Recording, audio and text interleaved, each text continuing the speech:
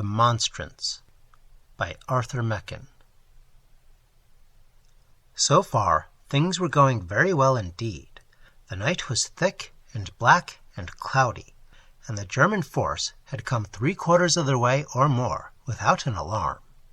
There was no challenge from the English lines, and indeed, the English were being kept busy by a high shell fire on their front. This had been the German plan, and it was coming off admirably. Nobody thought that there was any danger on the left, and so the Prussians, writhing on their stomachs over the plowed field, were drawing nearer and nearer to the wood. Once there, they could establish themselves comfortably and securely during what remained of the night, and at dawn, the English left would be hopelessly enfiladed, and there would be another of those movements which people who really understood military matters call readjustments of our line. The noise made by the men creeping and crawling over the fields was drowned by the cannonade from the English side as well as the German. On the English center and right, things were indeed very brisk. The big guns were thundering and shrieking and roaring.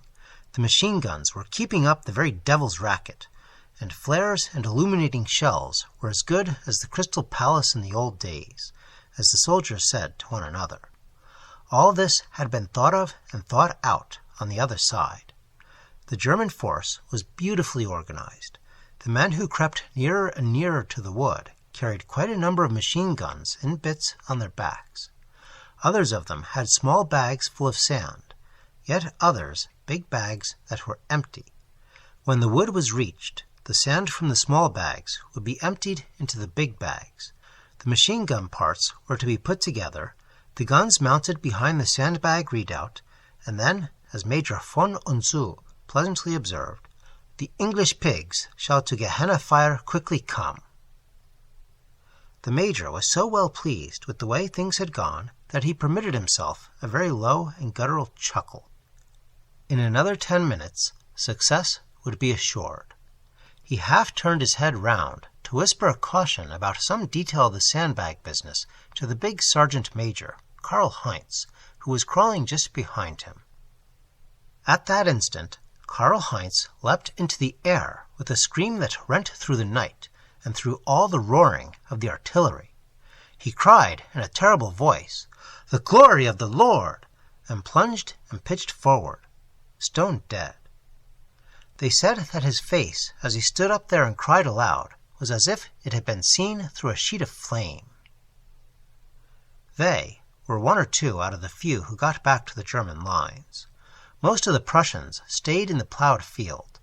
Karl Heinz's scream had frozen the blood of the English soldiers, but it had also ruined the Major's plans. He and his men, caught all unready, clumsy with the burdens that they carried, were shot to pieces. Hardly a score of them returned. The rest of the force were attended to by an English burying party. According to custom, the dead men were searched before they were buried, and some singular relics of the campaign were found upon them, but nothing so singular as Karl Heinz's diary. He had been keeping it for some time. It began with entries about bread and sausage and the ordinary incidents of the trenches. Here and there, Karl wrote about an old grandfather, and a big china pipe, and pine woods, and roast goose. Then the diarist seemed to get fidgety about his health. Thus, April 17th. Annoyed for some days by murmuring sounds in my head. I trust I shall not become deaf, like my departed Uncle Christopher. April 20th. The noise in my head grows worse. It is a humming sound. It distracts me. Twice I have failed to hear the captain, and have been reprimanded. April 22nd. So bad is my head that I go to see the doctor. He speaks of tinnitus, and gives me an inhaling apparatus that shall reach, he says, the middle ear. April 25th. The apparatus is of no use. The sound is now become like the booming of a great church bell. It reminds me of the bell of St. Lambert on that terrible day of last August. April 26th. I could swear that it is the bell of St. Lambert that I hear all the time. They rang it as the procession came out of the church. The man's writing, at first firm enough, began to straggle unevenly over the page at this point. The entries show that he became convinced that he heard the bell of St. Lambert's Church ringing, though, as he knew better than most men, there had been no bell and no church at St. Lambert's since the summer of 1914. There was no village either. The whole place was a rubbish heap. Then the unfortunate Karl Heinz was beset with other troubles. May 2nd. I fear I am becoming ill. Today, Joseph Kleist, who is next to me in the trench, asked why I jerked my head to the right so constantly. I told him to hold his tongue, but this shows that I am noticed. I keep fancying that there is something white just beyond my range of sight on the right hand. May 3rd. The whiteness is now quite clear and in front of me. All this day it has slowly passed before me. I asked Joseph Kleist if he saw a piece of newspaper just beyond the trench. He stared at me solemnly, he's a stupid fool, and said, "There is no paper." May 4th.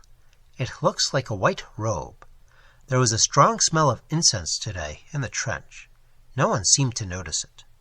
There is decidedly a white robe, and I think I can see feet passing very slowly before me this moment while I write. There is no space here for continuous extracts from Karl Heinz's diary, but to condense with severity, it would seem that he slowly gathered about himself a complete set of sensory hallucinations. First, the auditory hallucination of the sound of a bell, which the doctor called tinnitus. Then a patch of white growing into a white robe, then the smell of incense. At last, he lived in two worlds. He saw his trench and the level before it, and the English lines. He talked with his comrades and obeyed orders, though with a certain difficulty. But he also heard the deep boom of St. Lambert's bell, and saw continually advancing towards him a white procession of little children, led by a boy who was swinging a censer. There is one extraordinary entry. But in August those children carried no lilies. Now they have lilies in their hands. Why should they have lilies? It is interesting to note the transition over the borderline. After May 2nd, there is no reference in the diary to bodily illness, with two notable exceptions. Up to and including that date, the sergeant knows that he is suffering from illusions. After that, he accepts his hallucinations as actualities. The man who cannot see what he sees and hear what he hears is a fool. So he writes, "I ask who is singing Ave Maria Stella." That blockhead, Friedrich Schumacher, raises his crest and answers insolently that no one sings, since singing is strictly forbidden for the present. A few days before the disastrous night expedition, the last figure in the procession appeared to those sick eyes. The old priest now comes in his golden robe, the two boys holding each side of it. He is looking just as he did when he died, save that when he walked in St. Lambert, there was no shining round his head. But this is illusion and contrary to reason, since no one has a shining about his head. I must take some medicine. Note here that Karl Heinz absolutely accepts the appearance of the martyred priest of St. Lambert as actual, while he thinks that the halo must be an illusion, and so he reverts again to his physical condition.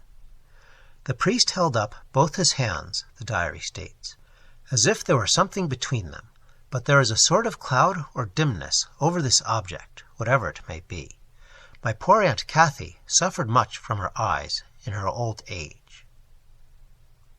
One can guess what the priest of St. Lambert carried in his hands when he and the little children went out into the hot sunlight to implore mercy, while the great resounding bell of St. Lambert boomed over the plain. Karl Heinz knew what happened then. They said that it was he who killed the old priest and helped to crucify the little child against the church door. The baby was only 3 years old. He died calling piteously for Mummy and Daddy. And those who will may guess what Karl Heinz saw when the mist cleared from before the Monstrance in the priest's hands. Then he shrieked and died.